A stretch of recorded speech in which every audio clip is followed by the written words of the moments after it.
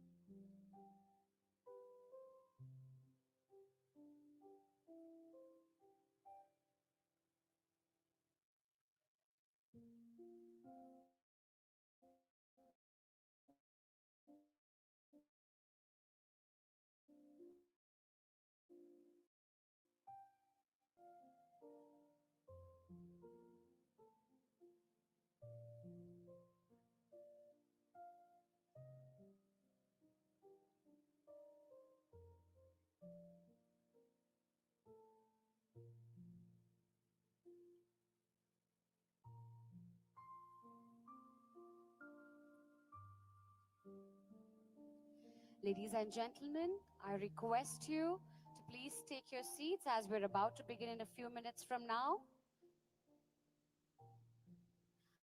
I request everyone to please place your mobile phones on silent mode.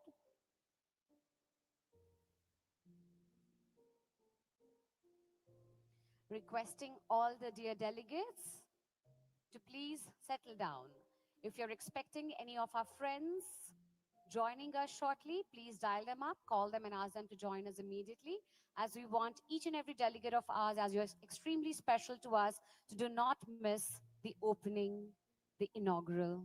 I request once again to all the warmth, all the happy faces today to please take your seats.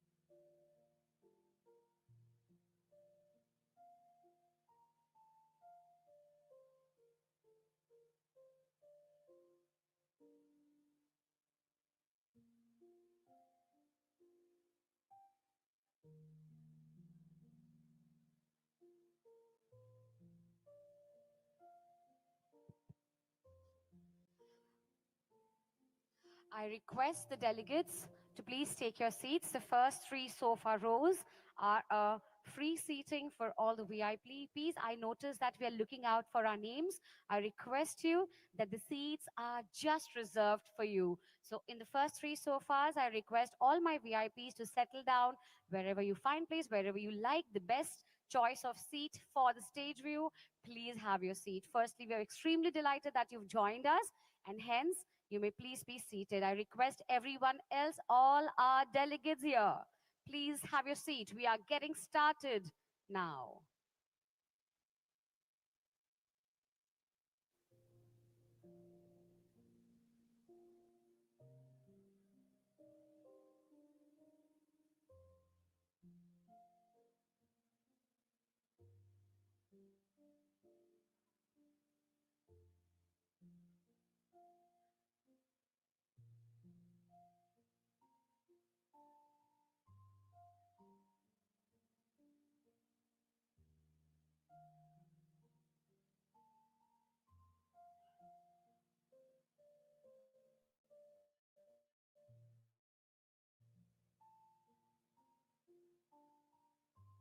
Ladies and gentlemen, please take your seats as we are about to begin.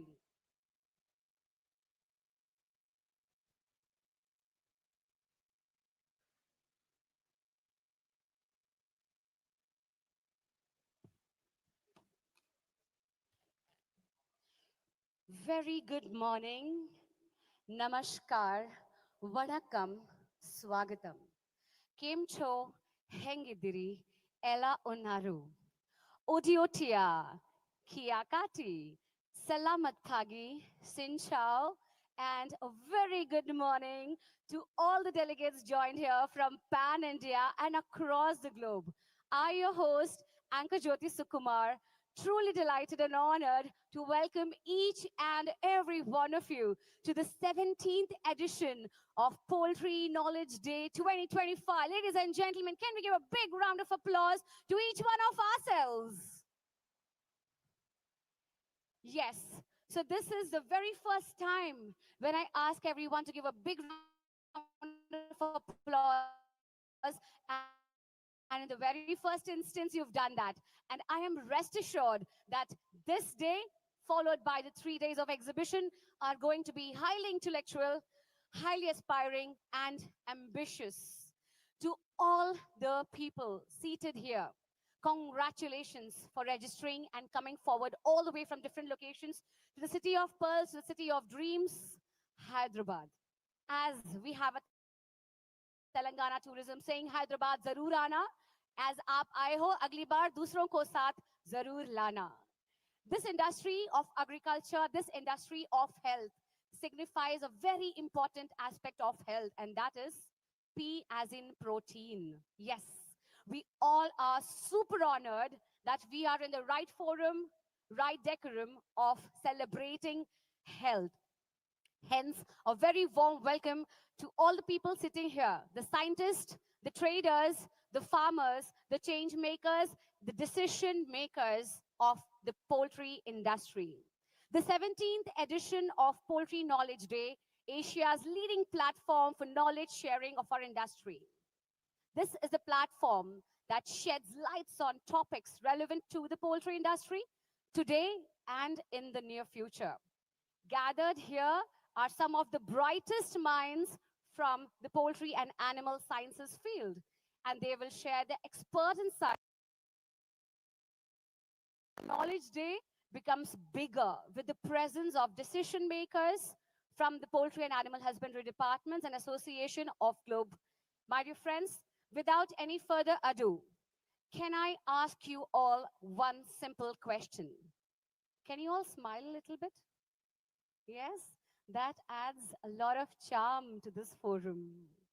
I know that we all are excited, we all are thrilled to get started, but then definitely I'm not going to start before I check your energies. If you're ready, raise your right hand up. If you're excited, raise your left hand up. And if you're good to go, give a big round of applause to each one of ourselves present here. Fantastic. We know that AI and westernization is going to happen. We are going to move forward, but as I welcome the global delegates, as I welcome the pan-India delegates, that is to light a ceremonial lamp and to bow down and take the blessings of the Lord above. Firstly, can I please request our President, Sir, Mr. Uday Singh Bias, President IPEMA, to please raise and join me in escorting and welcoming the delegates that we have today. Let me tell you that the delegates that have joined us here are super excited, super energized, keeping the time and schedule being pressed, but then still they are here with us. I request Uday sir to please join me in welcoming Honorable Minister of State for Agriculture, Ministry of Agriculture, Animal Husbandry and Fisheries, Uganda, Honorable Mr. Chakulaga Fred Bueno. Can we give a big round of applause to him? He's a poultry farmer and a scientist by training. Sir, please join us.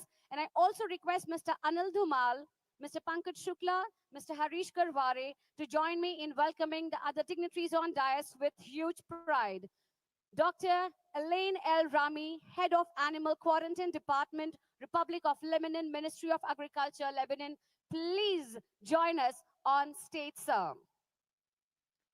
Those round of applause can go without me requesting, ladies and gentlemen. Thank you.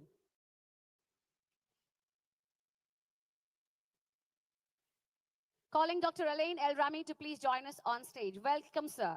This side. A warm welcome. Can you give a round of applause to the gentleman here on stage with us? Please have your seats. And now request Dr. Mohammed Sokari, Head of Animal Husbandry, Services Republic of Lebanon, Minister of Agriculture, Lebanon, to please grace the stage.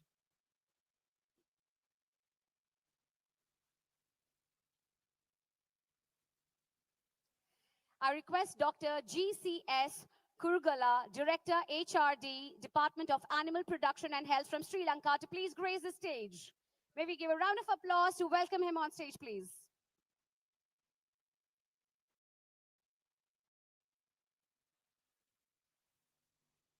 I request Ms. Ruvini Vijayavardhan, Livestock Development Officer, Department of Animal Production and Health, Sri Lanka, to join us on stage.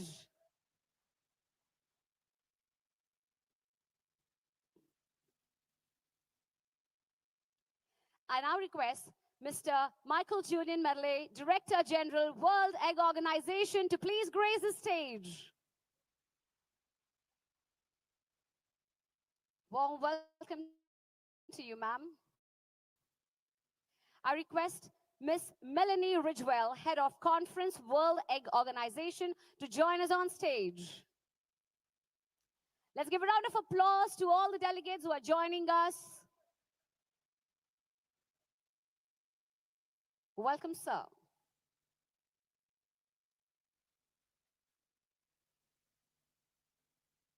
And a warm welcome to Ms. Melanie. I request Mr. Mark Nathaniel Morris, President, U.S. Poultry and Egg Association, USA, to please grace the stage.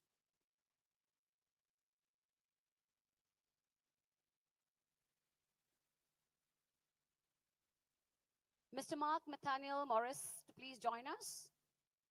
Requesting Dr. E. Falogui, PhD, Vice President, World Poultry Science Association, African Poultry Network, South Africa, to please join us.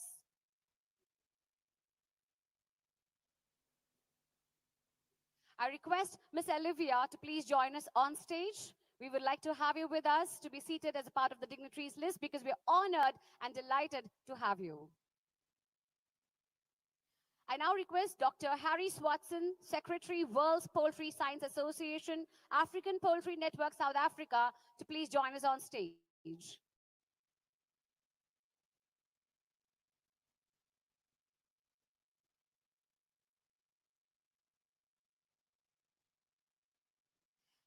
Calling Dr. Professor Drag David, President, World Veterinary Poultry Association from the Netherlands, to please join us on stage.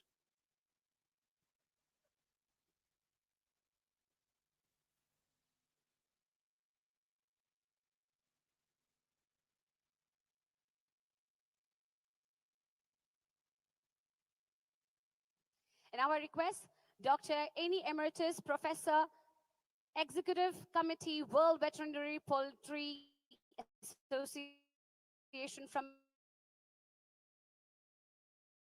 Malaysia, to please join us.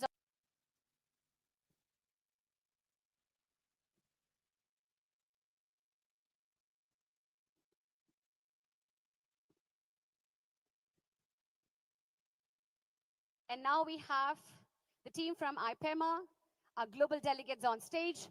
Can we all give a huge round of applause to all the dignitaries on stage at once? We can be as louder as possible, friends. Once again, welcome to the Poultry Knowledge Day 2025. And I now request KG Anand sir, Uday sir, Chakradhar Rao sir, Harish sir, Anil sir to please join us for the lamp lighting ceremony, while we also have a small performance as we bow down for a Ganesh Vandana. I request Mr. Sanjeev Gupta to please join me on stage.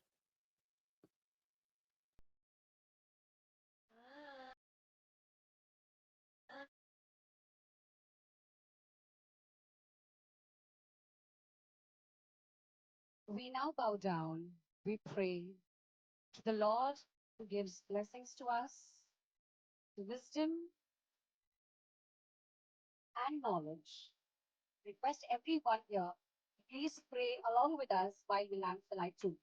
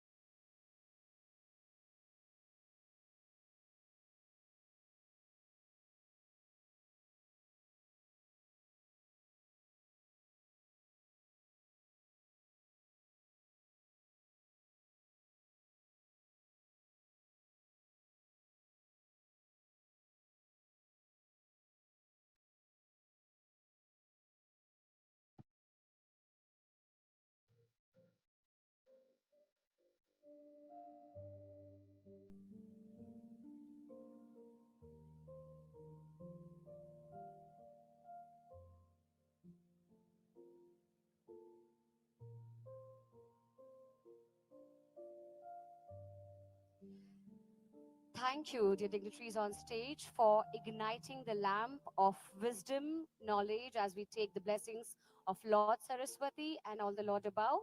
We've ignited the lamp, stating that from now we will make sure that every move we make, every decision we take, will be in the favor of the poultry industry. Thank you very much, dear gentlemen.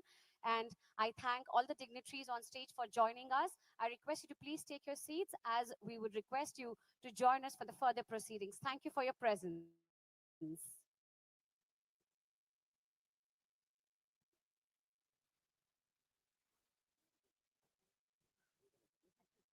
I request the dignitaries just a few more moments. We request you to have your seats, please. I request the mementos to be brought in as we would like to welcome the dignitaries with the mementos presentation as well. I'm sure that we all are geared up for the best knowledge day ever and the continuous 3 days of the poultry exhibition. So, dear dignitaries, all that we request from our side, from India, from Hyderabad, is that please try and contribute as much as you can in terms of knowledge, in terms of your expertise, and in terms of everyone would be free to interact with you as and when. So please give your best to us as we all together, as one industry, can go forward and go together. Am I right or am I right, my dear audience? Give a round of applause to all of us for being a part of the best industry, the growing industry, that is the poultry industry. We all know that this industry grows 8 to 10% every year, which is a great number in terms of aggregate calculation. But then there are more insights to come, more subjective challenges that we are going to look after today, and we continue to strive together. While I request everyone to please be seated, we are now going to proceed with the Momentos presentation to our delegates. Request them to be brought on stage. We have a wonderful golden rooster being presented to our dignitaries. I request the dignitaries to please present it to the global delegates on stage, please. Uday sir, I request you to please do the initiation.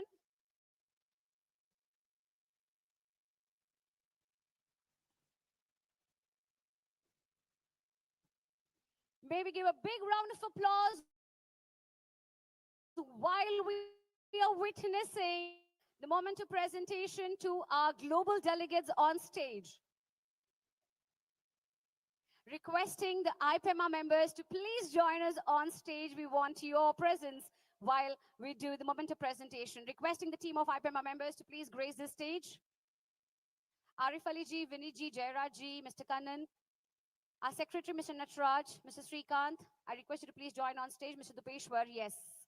Now the stage looks absolute complete.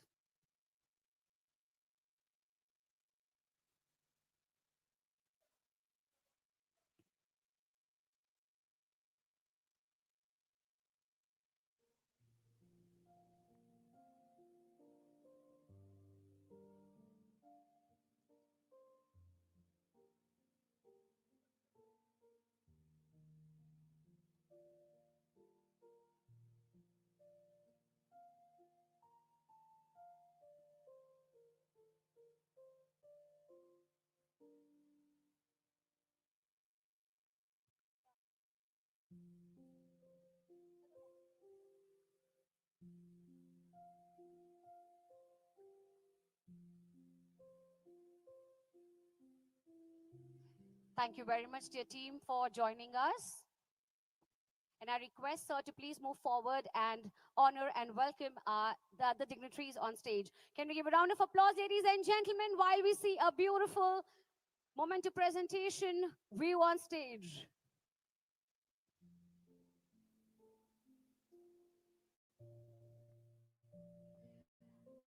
Requesting the dignitaries to please felicitate our next dignitaries on stage.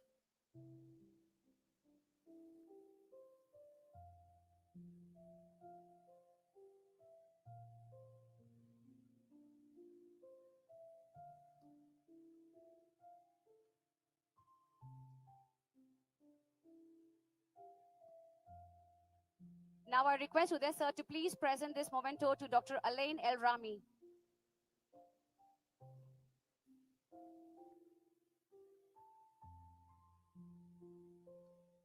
A very warm welcome to Dr. Alain all the way from Lebanon. Can we give a round of applause, ladies and gentlemen?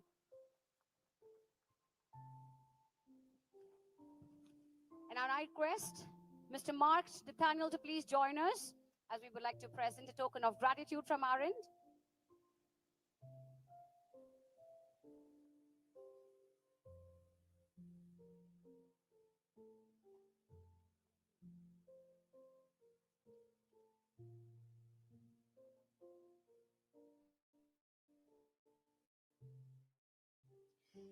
Now I request Miss Melanie to please step forward. We are honored to have you with us, ma'am.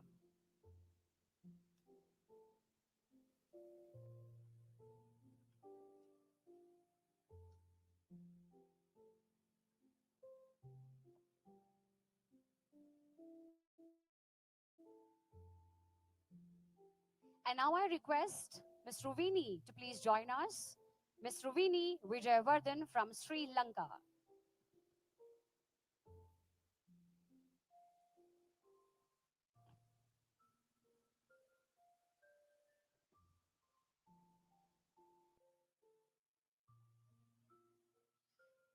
We request Dr. Harry Swatson to please step forward.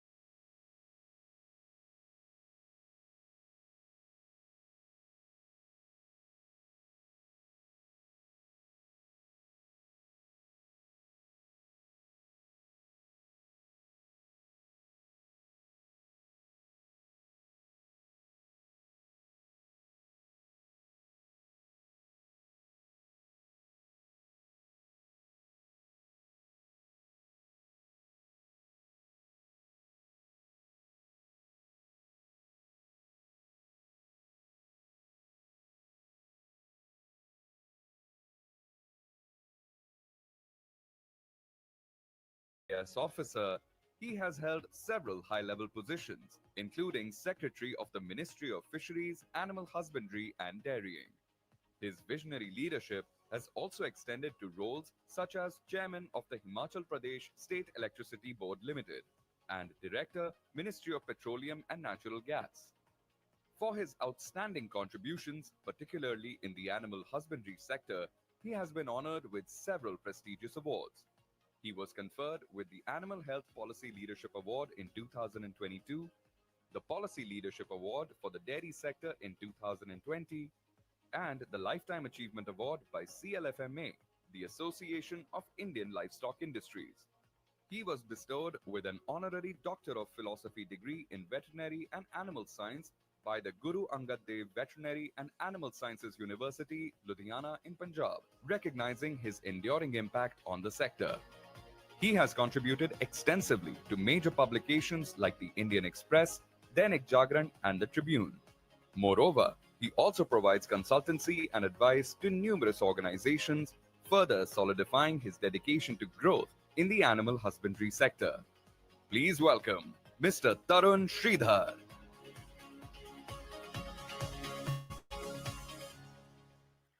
Thank you so much. I'm sorry I jumped the gun and began. I didn't know that I was to be on the screen with such a overwhelming publicity. Thank you so much. Today it's been a revelation to me that I have so many achievements to my credit. I was not aware of them. Distinguished delegates, esteemed colleagues, representatives of the poultry industry, researchers, policymakers, diverse stakeholders. It is indeed a great honor and also a profound sense of responsibility that I feel today to deliver the thematic address, which is titled Outlook of Sustainable and Profitable Poultry Farming for Viksit Bharat. You see, this theme deeply resonates with our aspirations as a nation as we march towards the year 2047, the centenary year of our independence. It's a vision of transforming India into a truly developed nation. It is a national aspiration to foster a self-reliant and prosperous economy characterized by comprehensive advancements across multiple societal and economic dimensions. I am reminded of the great Chinese philosopher and thinker Confucius, who said, if you think in terms of a year, plant a seed. If in terms of 10 years, plant trees.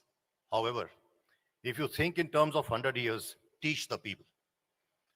The foundational framework of this vision of Viksit Bharat, following the wisdom of Confucius, rests upon four strategic pillars. And what are these four strategic pillars? Yuva, the youth; Garib, the poor; Mahila, the woman; and Kisan, the farmer. So the vision of Viksit Bharat very strongly emphasizes inclusive growth as a core principle, resting upon these four solid foundations. Ladies and gentlemen, the overarching goal of Viksit Bharat 2047 extends beyond economic expansion to encompass social equity, global competitiveness, environmental sustainability, technology, and most importantly, transparent governance. Specific objectives which have been articulated in the vision as outlined in the vision document include eradication of poverty, ensuring universal access to high quality education and healthcare, achieving 100% skilled labor with meaningful employment opportunities. The emphasis on meaningful employment opportunities and significantly increasing women's participation in economic activities and the national workforce. A crucial and critical objective of Indian farmers is to transform the country into the food basket of the world. People of my generation would recall that there was a time immediately after independence when India was derided globally as the basket case economy, and especially its agriculture. And from that basket case, now we are very surely, albeit slowly, emerging as the bread basket of the world. And that is what the vision of Viksit Bharat is. Economically, India aims for its GDP to surpass US dollars 7 trillion by 2030 and reach an impressive nearly 35 trillion by the year 2047. with per capita income projected to increase to US dollars 21,000 within the same time frame. The anticipated shifts in sectoral contribution to GDP by 2047 indicate a structural transformation, with agriculture's share projected to decrease to 12%, while industrial sector is expected to reach 34%, manufacturing 25%, and services remaining stable at the present level of approximately 54%. Now, initially, this projected reduction in agriculture's contribution to GDP, today it is around 18%. Now, the projected reduction is to 12%. It might appear very counterintuitive for a nation which places farmers at the apex of Viksit Bharat vision.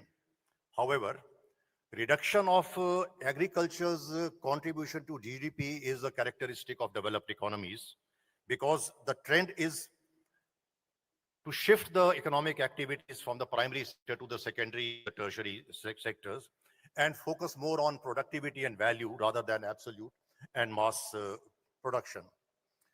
For the Kisan pillar to thrive amidst this structural adjustment, the focus must move from the quantitative share in the agricultural output to the qualitative enhancement and generation of greater value. This would imply a significant increase and enhancement of productivity per farmer, which would require a robust emphasis on value addition within agriculture sector and a strategic diversification of rural incomes beyond traditional crop cultivations. Now, where does poultry industry figure? Now, globally, the poultry industry within the entire ambit of the agriculture sector is recognized as, quote, dynamic pillar of global agricultural economy, providing indispensable and preferred source of nutrition to billions worldwide. The remarkable growth trajectory and inherent adaptability of poultry underscore its central role in addressing global food security imperatives.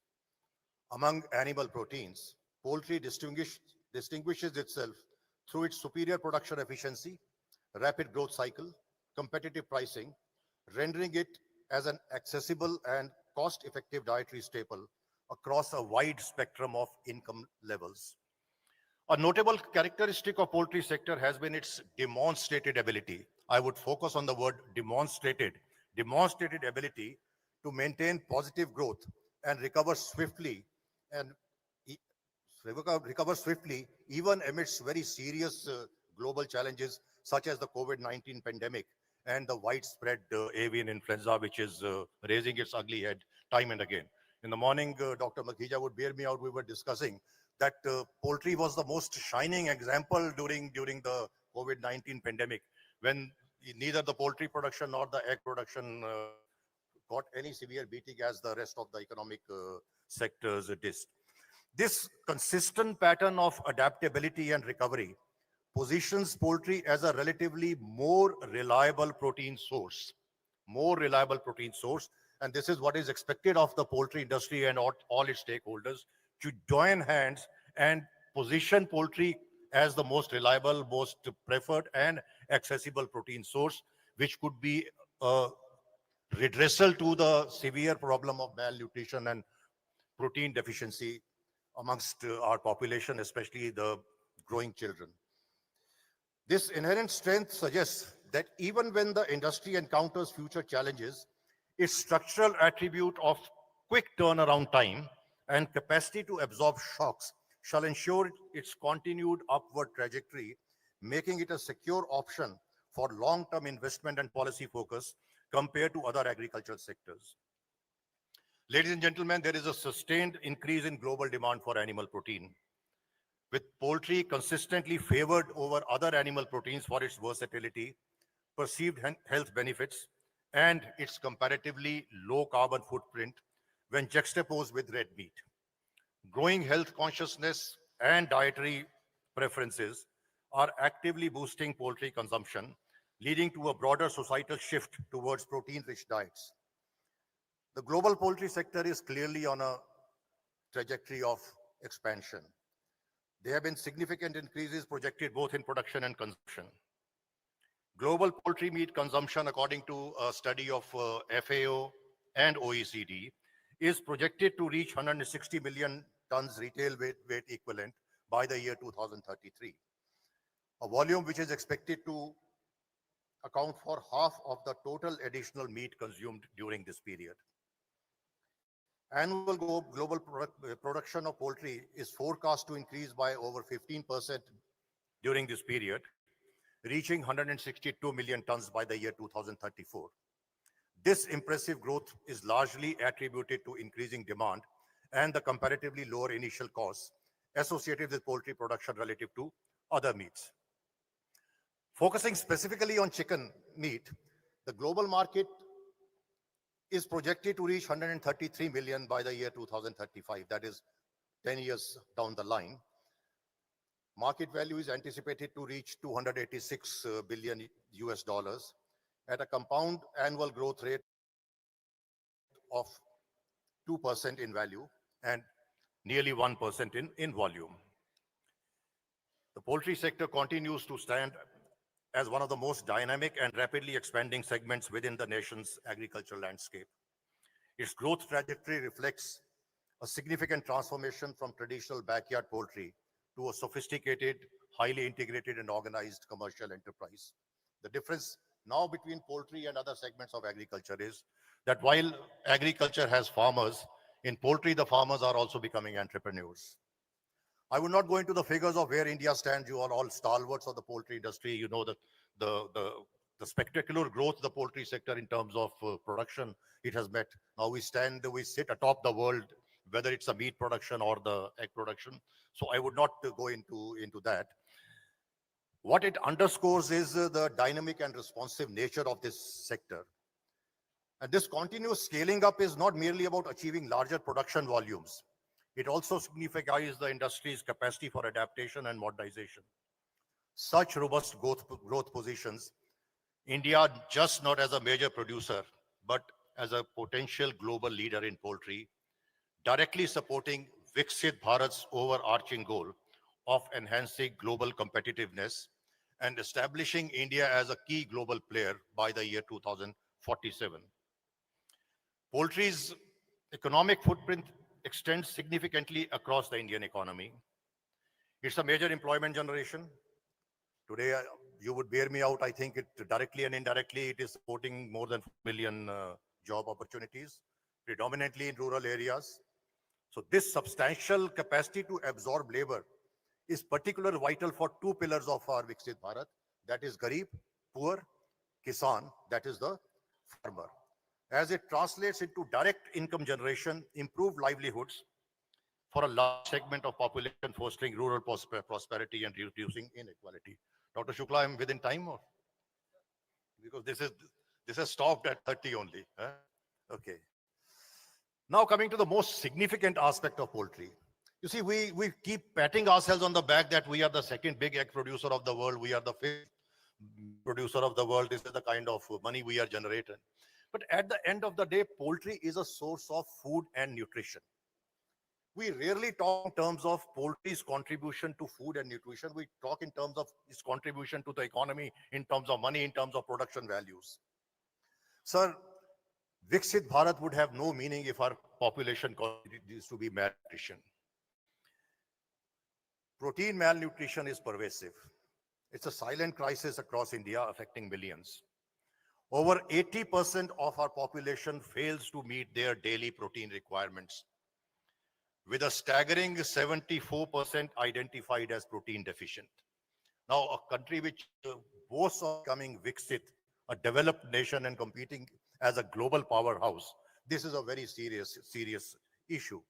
The average Indian consumes only 0.6 grams of protein per kilogram body weight daily, whereas the ICMR recommendation is 1 gram per kilogram. So there is a huge gap.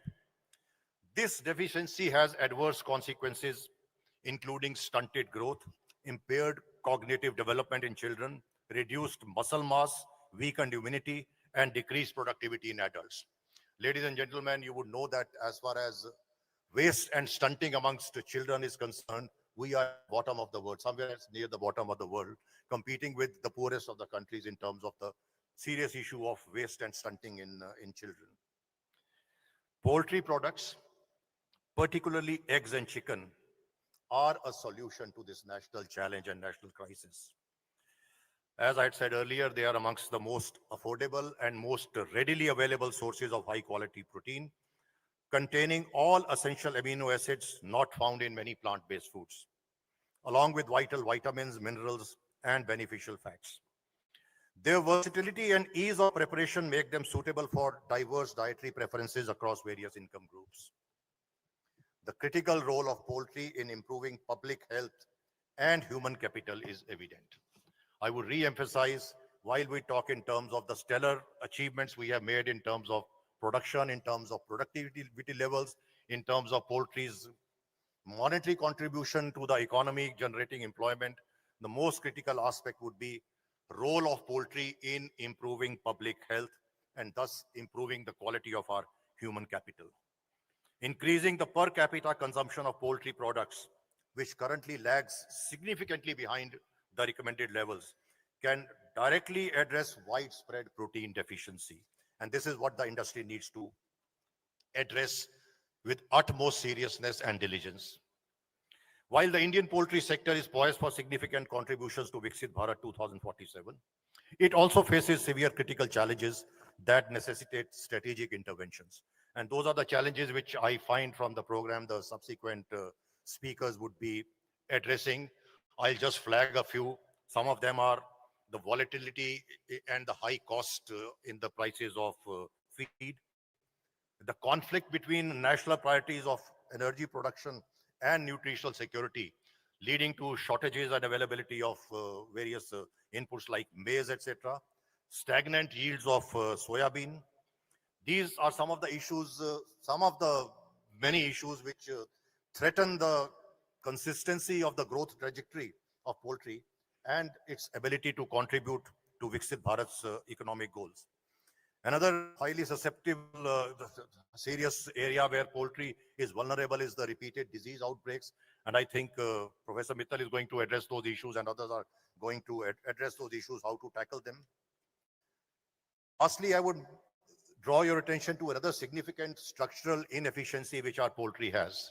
While we claim that figure of nearly 80% or maybe more than 80% of poultry is highly structured and integrated and along the value chain and the supply chain, but a gross structural inefficiency is the prevalence of wet markets in the Indian poultry industry. The figures quoted is somewhere more between 90 to 95% of poultry is distributed through the wet market channels. Now, this is an issue which again poses serious questions of safety of the food product, safety of the hygiene, and also the quality of the protein and nutrition which is being supplied through poultry. While our wet markets may be culturally ingrained in our system, time has come for the industry to join hands to move from wet markets to more processed products. And at the same time, look at reinventing the wet markets. After all, in several countries, wet markets are actually national treasures. They are the places, tourism places to visit. This is an area which the industry needs to address to move towards the goal of Viksit Bharat. We have a very strong backyard poultry, and backyard poultry sustains the fourth pillar of Viksit Bharat, that is the women, because women are the lifeline of backyard poultry. So poultry in a way is also a source and a medium for women empowerment, as also social equity, incorporating all sections of society. Now, for the future, while we are moving towards the Viksit Bharat, a developed nation by the year 2047, 100 years of our independence, there are certain strategic imperatives for the future, which would include, I would reiterate, investment in value-added processing to generate higher economic returns, aggressive pursuit of global export markets. Like Dr. Makhija, we were discussing, while we may boast to be the second biggest egg producer in the world, when it comes to the global export markets, we are below even small countries like Lithuania. We are somewhere to the 30th position or so. So if the vision of Viksit Bharat also positions India as a global economic powerhouse by 2047, poultry has to very seriously and aggressively look at export markets, deeper technological integration across the entire value chain so that the smaller player also feels that he's an integral part of this chain, not just one of the several cogs in the wheel. These challenges, various challenges are not separate standalone challenges. They are all very strongly integrated. Their interdependencies must be realized. Lastly, we need a continued collaboration between government, industry stakeholders, and research institutions if we need to navigate future complexities. Now, this is, I think, 2 years back when from this stage itself, I addressed Poultry India. It was with great anguish that I explained that I feel that poultry sector in India, though, has made very impressive and stellar advances in terms of technology, in terms of genetics, and in terms of markets. However, it is still talking in different voices. We find that there is no cohesion between the sector. And whenever there is a crisis, one section feels that, well, the crisis belongs to the other section. I will stay away. So in case we are talking in terms of poultry being sustainable and profitable for Viksit Bharat, there has to be a continued collaboration between government, industry, stakeholders, research institutions. It would be paramount if we need to capitalize on emerging opportunities, positioning India's poultry sector as a global leader and a cornerstone of Viksit Bharat by 2047. Renowned economist, American economist Joseph Stiglitz says, what separates developing economies from developed countries?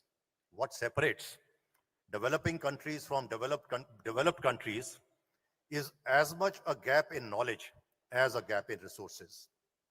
We, ladies and gentlemen, through the poultry sector, are truly destined to bridge this gap shortly, and poultry's contribution will be pivotal in it. Thank you so much.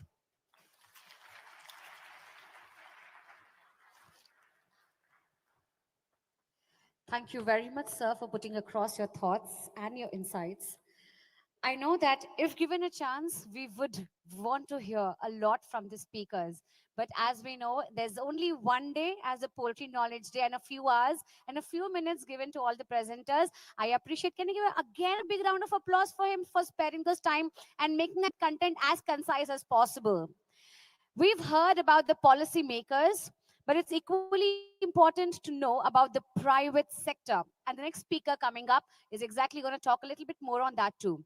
Can I just confirm before I call the gentlemen, everyone have received the Q&A cards as well as the feedback form? Raise your hands and say a yes.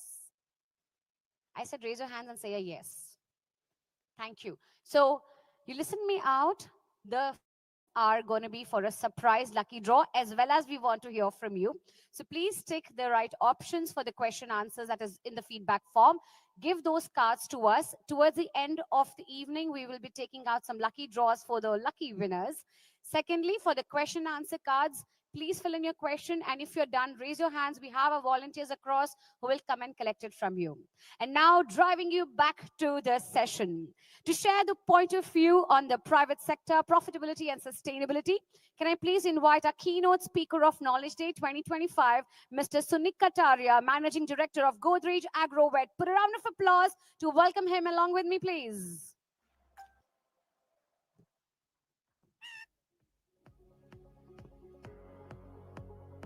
Mr. Sunil Kataria is the CEO and MD of Godrej Agrovet. He brings over 3 decades of leadership experience across the consumer packaged goods, telecom, and retail sectors.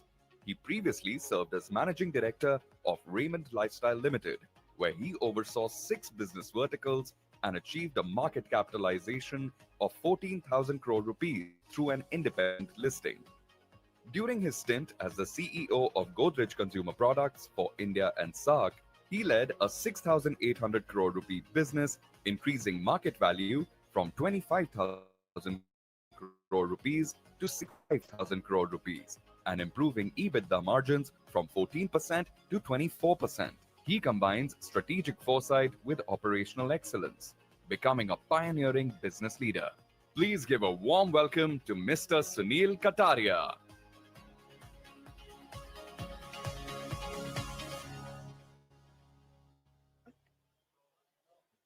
Hello. Yeah. Okay, that's better. Am I audible now? Okay. Good morning, everyone, and thank you for the warm welcome. It's an honor and a privilege to be the keynote speaker at the Poultry India event, which is a very prestigious event. It's my first event. First time I'm attending here is because actually I'm not from the poultry industry. And, hence when I was thinking of this presentation as to what to speak today, I said I can't really teach all the dignitaries here and the audience sitting here who are so experts in terms of policymakers, practitioners, the nitty-gritties of the industry. But I thought maybe I've been here for around 5 months into this industry. As you can see, I come from consumer businesses. Maybe I can give a very early, an outsider's perspective of what I think could be done to create value, salience and value addition in the poultry industry for the future of Viksit Bharat. And that's where broad my thought would be. Hence, I'm calling it an outsider's perspective is what my talk is going to be about. I also want to thank Dr. Sridhar. I think he's laid out the contours of what poultry industry should be doing from a policy perspective point of view very well. Thank you, Dr. Sridhar. And I think some of the points you mentioned, moves very well into some of the points I had thought of. So maybe without any delay, I'll just start with my talk. Okay, so Viksit Bharat Abhiyan, or the vision of Honorable Prime Minister Modi, Modi ji for 2047 is very well known to all of us now. These are some of the key, while there are 4 pillars, Dr. Sridhar, I picked up some 2-3 critical parameters which I think are going to be very critical for, or which are very critical aspirations for our economy. So we all know that India is poised. I mean, we are already a reasonably strong $4 trillion economy, the 4th largest economy in the world. But we have to move 8 times by 2047. Now, that's a very audacious goal. So we are talking of moving to 8 times to around $35 trillion in next 20 odd years. There is a very important parameter in this which comes out which is how does India look at exports moving forward? And within that, I picked up a parameter of agri and food processing exports, which is very relevant to poultry as a sector, as poultry exports would be a very critical part of this segment. Now, this is likely to go up from $50 odd billion to $700 billion. Now, that's the aspiration that's again been set. And if we put these whole numbers aside, there is one factor which gets hidden among all Viksit Bharat goals, is a very soft but very important goal of life expectancy of Indians. In any developed economy, social security, health, nutrition are very critical parameters. The value of life is very, very appreciated across all developed world. And that's a very important goal which the government has put up, which is moving from 70 odd years of life expectancies to 85, 84 years. Now, this actually may not seem a very important goal, but I can tell you this is a very important goal because it puts otherwise a very different burden on the economy of India if Indians' health is not up to the mark and up to the best in the world. In all this, to achieve this, there is a very understated small factor, which is that how healthy we are as a country. And health and nutrition really are very critical for any developed economy. So I think that's a piece which I want to deliberate a little more. Now, India as a country, if you see, we are pretty much food grain sufficient now. And this is something which I think Dr. Sridhar mentioned, that from being the basket case to the bread basket of the world, we have achieved that very well over the years, that today we are in food grains. We are in food grains pretty much up there. But there is one piece which is gaining a lot of traction and which is very much known to everyone, is that India is a seriously protein deficient nation. And I understand that the first goal for any country is to make sure that the hunger goes away. And that's, I think, we have achieved pretty well. But one piece is this data that you see in the world. On an average, Indians consume around 47 grams of protein a day. And this is much lower than Asia, much lower than sub-Saharan Africa. And we have a lot of African friends sitting out here. And obviously, if you see, we are half of the US. Now, this is a very, very telling state of the data. And this is a journey which we have to cover as a country. So by 2047, if we achieve all those trillions of dollars, $35 trillion, if we don't move the needle on this protein deficiency, I don't think so we would have really qualitatively improved as a country. We wouldn't have become truly a developed nation if our health of our countrymen, fellow countrymen, is not up there in the world, And I think that's the point which really is a very important point to note here. Now, if this is one of the challenges, what do? Interestingly, this is a key driver of nutrition. the poultry sector has inherently a very good cost-effective solution also. Now, if you see, I've just plotted some of the cost per gram of proteins of some of the things which are easily available in our country. Chicken, dal, egg, fish, and milk. And India is the largest producer of milk in the world now. But if you see, the chicken is right up there, I mean, actually right down there, I would say here, in terms of cost per protein. And even eggs, they're not far off. They're right in the middle.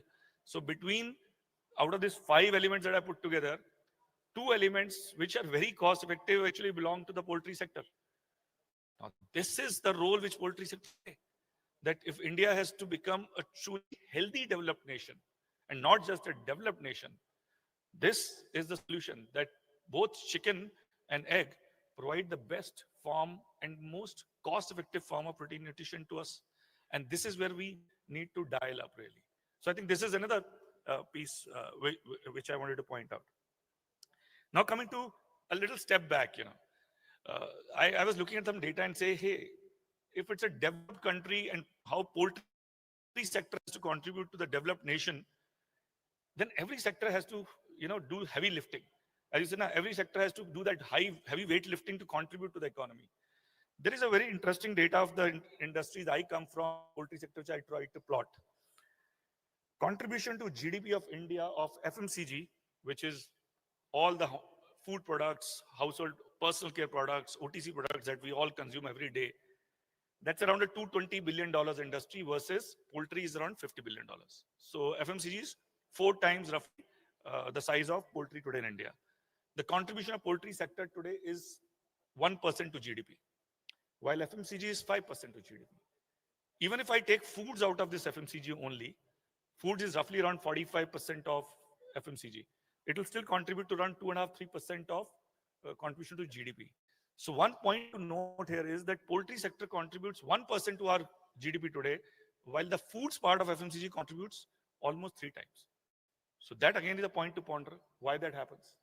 On one hand, we have the most efficient solution, but we don't seem to be contributing to the GDP of that kind. Then we want our GDP to go up by 8 times. So poultry has a lot of catch up to do. That's a very important point which comes out of this. Exports, it's just $0.1 billion. So there's hardly any contribution versus the $5 billion for FMCG. That's another piece. And lastly, I think the last point is where my presentation will talk a lot is value addition. One thing is very clear from all the experiences that I have learned in my life as a practitioner of businesses and leading businesses is, finally, you can contribute to GDP only by creating value for the consumer and value for self. If there is no value addition, you will be a small player in GDP contribution. And that's a very telling last point, that poultry sector has less than 10% value addition in processed products, sorry. And I think Dr. Sridhar, you also mentioned this, that is one important piece which has to switch from wet markets to more and more of processed products. I think that's not only important from the safety, hygiene, health point of view. It's a very important point from the value addition to the GDP point of view. If you see FMCG today, it's 100% branded. There's a large part of dal, chawal, etc., which sells unbranded, but the number which I put of $220 billion is a branded part of FMCG and not the staple part of FMCG, which is unbranded today. And that becomes the growth for that industry, which is you keep on converting unbranded part of the commodity to branded, and consumers will pay for that. So this, I think, is a very important challenge and maybe mindset shift which the poultry industry needs to do to how do I become a more value-added player in the Indian economy, while at the same time making sure that Indians have easy access to a very protein-rich diet, which is readily available within the poultry sector. So what's holding the poultry sector back from creating value? Are there too many constraints that the poultry sector has? I've been here around 4–5 months. I've attended a couple of conferences. I've met a few of the industry leaders. I've obviously been interacting with our own teams across, traveling to poultry farms, etc. One thing which obviously as an outsider I see that we all have constraints. We talk a lot of constraints. I mean, and 2 big constraints which I want to put on the table, which I think is the, the bane of the industry. And then I want to talk about what beyond those constraints. So one is the constraint of foundation, which I call it. I said it's a foundational constraint to this industry, which is we talk of there's a huge cost volatility. I mean, we run our own breeder farms, we have integrated business, and I can see every day when I talk to Abhay that there is some outbreak happens, some flu happens, something happens at the back end where mortality changes, where cost gets impacted, and this becomes a foundational constraint of the way the businesses are founded. Obviously, these are some of the pieces which I'm sure we can see a few other speakers, Dr. Mittal talking about it, and we really look forward to the talk. Is HBI outbreaks. The number of outbreaks have gone up like crazy in the last 2 years. We can see the number of susceptible cases which have happened. I mean, the big part of this is losses. And then the moment it leads to losses, it leads to cost going up. And it also starts impacting the demand. So this is a foundational constraint. There is a lot we can do about it, which we must do. And I'm sure many of the policymakers and the industry specialists will talk about it. So this is one piece. Now, as a practitioner, I can tell you, okay, what I do here is, how do I make my back end more and more effective is one action point. So this is one constraint. Second constraint is, which honestly, I have not been able to understand this. So in my 5 months on this large forum, let me tell you, this piece I have not understood, because I come from places where market prices are ruled by supply chain and demand very clearly. This is a piece I'm still trying to put my head together, that why any industry would have such crazy price volatility every day. And this is something which I guess the senior suppliers of this industry have to think through very clearly, that are we really doing a serious mismatch of supply and demand for short-term gains? Because this creates its own set of volatility in the industry. And no volatile industry would ever end up creating value addition. This I can tell you. And especially if the value addition is not there, if the volatility is there at the revenue end, you will never be able to create a value addition. But this is the price volatility, which is there in egg prices, which is the price volatility there is in live bird prices. Ye to aap log sab, every day you live with it. Now I said, okay, there are two constraints. One is the cost end, we can do something about it. This price end, maybe we can't do too much about it. So what should this industry do still? Should it remain as is, a 90% non-value-added industry? Then we'll be always a very small player in a GDP. So I've handled multiple sectors. I've been in multiple parts of FMCG. I have also seen a bit of telecom, though not a telecom guy. But I can tell you, every sector has its unique constraints. And this is my life learning of multiple sectors. Every sector I've walked in has some constraints. Are we the only sector which faces such huge challenges? I can tell you the answer is no. Our challenges are unique, but every sector has their own problems. Our challenges are not as if we are the only people facing the wrath of God or wrath of nature in our industry. There's a very beautiful quotation which I tell the teams in GAVL, because we are a company which is trying to become more and more value-added, that finally in human beings, and I believe in this quote a lot, is we are the stories we tell ourselves. Finally, you will achieve what you tell yourself in the mind. And I think that's a message which I would leave with all of you. We are the stories we tell ourselves. If we believe we are a volatile industry, we can't do a shit about creating value addition, that's how we'll remain. Even 20 years down the line, we'll remain like that. I think we need to take some learnings from other industries. So let me take you into a journey of a mega value creation story of a brand in a commodity sector which is as volatile as poultry. And I happened to be, while I spent 15 years in Godrej, and there are many Godrej stories also I wanted to tell, but I wouldn't have had time. I want to talk about a story which started at a very early stage of my career when I worked with this company, from a management trainee to a marketing head. And I think I was lucky to witness this story and be part of this story for some time, for over a period of almost 12 years. And then I've been watching this story still continuously from strength to strength. So this is the commodity category from which a serious value addition has been created. And next 15 minutes I'll spend on this. So this is a brand which all of you have heard of. Parachute, everybody knows. It's the largest coconut oil brand in the country. So let me tell you what is this category all about. Coconut oil is as volatile a commodity in the country as it can be. It is led by domestic prices. It is led by global conditions. Coconut oil prices move. You can see in 2023, this price was 13,000 rupees a quintal. And today that price is 31,000 rupees a quintal. It goes up to 17,000. It can fall up to 13,000. It can go up to 31,000. It's crazy volatility. It is commodity. If you see below a shorter period of 20 months, this is how this price index can move. It can be 190 rupees, it can be 140 rupees, and it can go up to 200 rupees. This is what we see very often in our daily in our business. This is coconut oil, loose coconut oil. This is price volatile. And what Parachute does is it sells pure oil only, right? A large part. This is the story in 90s. Hindustan mein coconut oil used to sell like this. The coconut oil in 90s in India was sold, and edible oil was sold in tin cans. And this is just 35 years back story. When Mr. Harsh Mariwala decided to create the company from Bombay Oil to Marico. And I was the first batch of management trainees who joined him at that time in the late 90s. This is how India used to consume coconut oil or edible oils. Consumption was very low because these are 1 liter cans, 5 liter cans, 2 liter cans. These are not consumer packs. These are bulk trading packs. And this is what industry was all about.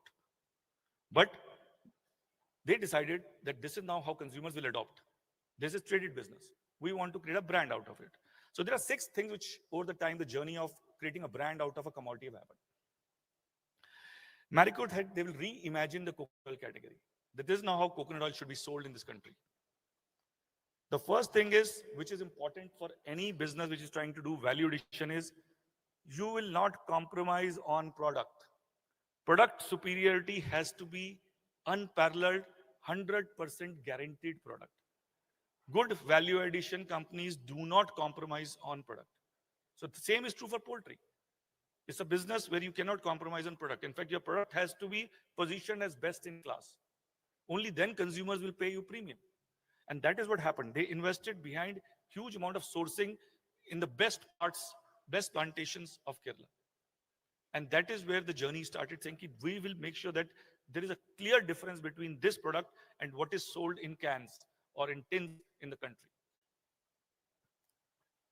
So maybe this is just a small campaign I'm going to do. அப்பா ஒரு தென்னங்கன்னு நட்டாரு. அவங்க அப்பா அன்புல கிரியும் தென்னம்பிள்ளையும் ஒன்னா வளர்ந்துச்சுங்க. ரெண்டும் சேர்ந்துச்சுன்னா பொழுதெல்லாம் ஆட்டம்தான். ஓல காத்தாடியோட விசில வேற. அடமழையும் அடங்கலையே. ஒன்னா திருவிழாவை கூட கொண்டாடினாங்க. விவசாயிங்க ஒவ்வொரு தென்னைய தன் குழந்தைய போல வளர்க்குறாங்க. அந்த தென்னையோட கொண்டு தயாரிக்கப்படுது பாராசூட் தேங்காய் எண்ணெய். So they established the purity. Second interesting piece, when you want to ask consumers to pay premium, when you want to start becoming a brand, packaging and product innovation plays the biggest role. The industries have to do innovation in both product and packaging. One interesting part which is happening is when these tin cans were sold, now this Parachute coconut oil photograph in tins, when it was sold, it was prone to rust. Why Indian wives never used to use too much coconut oil? Tin can, when it comes homes, usme jung lagta hai. It is rusted. It is, that seal was very important, difficult to break. It can cut your hands. Housewives can't do that. So this is the problem of the industry. The industry was like this. They said, we'll shift to Parachute, HDB packs, plastic packs. This is what happened in 90s. It was convenient, it was better looking, it was cheaper. But one more problem came up, which you can never imagine. This can did not do well. Why? Because when it gets into stores and homes, the rats will bite onto the edges of this can and spillage will happen. A very small problem. You can't imagine this. Another innovation happened. Parachute decided to move to cylindrical bottles of packaging because rats, a small thing, rats cannot get a grip on the shoulders of the pack. Now, this may look so stupid a thing to do, but this is what revolutionized the packaging. That your retailers will say, "Humko nahi rakhne ka hai." The shopkeepers will not keep this pack. Household will not buy this pack. The moment it became a cylindrical small bottle, it became a branded pack. And nobody was, the rats, I was there, rats were not to bite it. Now, itna chota sa, very common idea, and that's what happened. And maybe I want to show you a campaign which happened at that time. Gas वाले को बुलाया? Voice. लाया हूँ आलू। पहले gas तो होने दो चालू। खुद के लिए लाया बिजनेस मेल और मॉडर्न बीवी के लिए नारियल तेल। गड़बड़ कर दी ना? अरे तुम्हारी दादी माँ की चॉइस से तो अच्छा है। पैराशूट मेरी भी चॉइस है। क्यों? क्योंकि पैराशूट झूठी शुद्ध है। ये रहा तुम्हारा नारियल तेल कितना धुंधला। और ये रहा पैराशूट, शुद्धता जो नजर आए। और वाह, बेशक नारियल तेल में है 100% आर पार शुद्धता। So this packaging change happened. Then in the 90s, when I was at the helm, we did a fundamental change in what we called a brand premiumization. This packaging also went into a change after 10 years. And you see Parachute ended up becoming a very modern bottle. And there's one line we started using, that we have to get Parachute from bathroom to dressing room. Normally, sabhi gharon mein Parachute bottles was kept in bathrooms. We said it has to become a cosmetic brand. Can we get Parachute from bathroom to dressing room? And these small changes happened. This new logo came into place. You see in the Parachute bucket, there's a drop which got formed, which cues purity, and a tamper-proof seal came in. These are very important changes to become a personal care brand, because then you start commanding a premium. You don't remain like a commodity. You're not prone to day-to-day variations of prices. And this happened. And then Parachute started talking about a very fundamental shift, which happened in the next piece is, first time in late 90s, we said, we will not talk nourishment. Parachute used to talk portion. We said, no, we will talk like a hair brand and we'll talk benefits. Any company which wants to move into value addition has to talk one thing to customers. You cannot talk ingredients. You have to talk benefits. It's a very simple shift. People do not buy ingredients. If you're buying ingredient, you're a commodity. If you're buying a benefit, you're a brand. And people buy benefits. They will pay for benefits. They will not pay premium from ingredients. If I'm a chicken, I'll compare myself with the wet market chicken. If I'm giving something beyond chicken as a benefit, I will not compare you with the wet market. It's a very clear theory. You compare yourself as a chicken, you will be compared to the chicken. You give me a benefit, you'll not be a chicken. So some of these pieces, maybe I will show you one very beautiful campaign which happened. Maybe. प्यार में या फिर किसी के इंतजार में तुम तो हो gorgeous हमेशा मुस्कान में या जिंदगी की थकान में तुम तो हो gorgeous हमेशा बहस में उलझी हो या खामोश खोई खोई किसी तलाश में या आधी जागी आधी सोई खेल में या ख्वाब ख्वाब में पैराशूट एडवांस करे आपके बालों की देखभाल जड़ों से, ताकि आप कभी कभी नहीं रहे गॉर्जियस हमेशा। कहाँ से आई सुंदर में सुंदरता, लहराते में लहर, घने में घनापन। जो रेशमी है वो रेशमी क्यों है? क्योंकि इन बालों में जान है। नारियल से बना पैराशूट एडवांस गोल्ड 10 गुना तक अंदर जाकर दे पोषण। पैराशूट एडवांस गोल्ड, इन बालों में जान है। Then there is a large part of India which still uses loose coconut oil. आज भी rural India में खुला नारियल तेल बिकता है. People go to the shops, they will take a katori, and the local people, the lower middle class, they will buy maybe 20 ml, 30 ml, 50 ml every day. The loose coconut oil. It's still very prevalent. And that's a source to create a brand. Parachute launched at that time, first time, small pouches and sachets of coconut oil.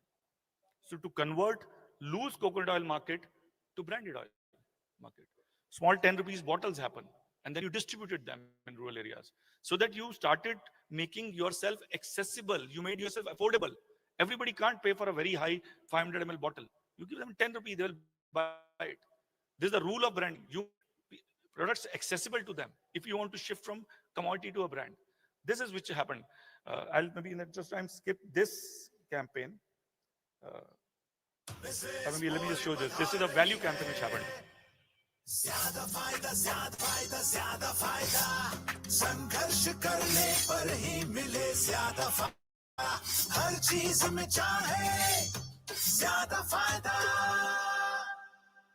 सिर्फ parachute के साथ मुझे मिले ज्यादा फायदा बिना संघर्ष किए, क्योंकि इसकी हर बूंद में है 5 गुणों की संगठित शक्ति जो दे हर बूंद में ज्यादा फायदा। पैराशूट, हर बूंद में ज्यादा फायदा। So this is a campaign which talked about why it makes sense to buy a branded product, and it talked about value and not talked of price at all. This is a very interesting thing which we did. I want to talk about how you solve customer problems. How many people are here from North India? The winter part. One very big problem happens with coconut oil in North in winters is coconut oil freezes. वो जम जाता है, right? So one thing which happens in the chicken industry here is we have these phases in chicken that there are periods when people don't consume chicken. People don't consume eggs. I hear that a lot, that obviously there are issues when people see lean months. There was a lean month which used to happen in coconut oil, that when it freezes in winters, coconut oil consumption goes down because the oil jam jata hai. Bottle, you can't take the oil out. And then there's a problem which happens. People have to put the bottle in a hot water tub, boil it, and then try to take a lead. It's a very painful exercise. You know, answer came to that. This is what we called as parachute easy jar. Ek chaude muh ka, the jar was put where you don't have to bother about winters at all. What people used to do, they took a spoon and they will just pick a little bit of oil, frozen oil, on your hand, and you do this, the oil melts, and then you can put it in your hair. And this actually changed the consumption. Now, these are small ideas which can say how you can make consumption happen even in lean seasons of the year. And then there is one more piece happened. People used to say the oil is, the hair get very rough in seasons. I cannot apply coconut oil. They launched a product called hot oil treatment. And this is again a value addition. And I want to show this campaign for sure, how you promote usage during lean seasons.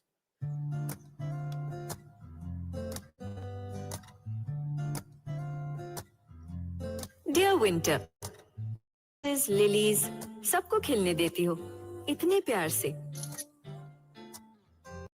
But मेरे बालों का ये हाल क्यों? You have a problem with me. मैं और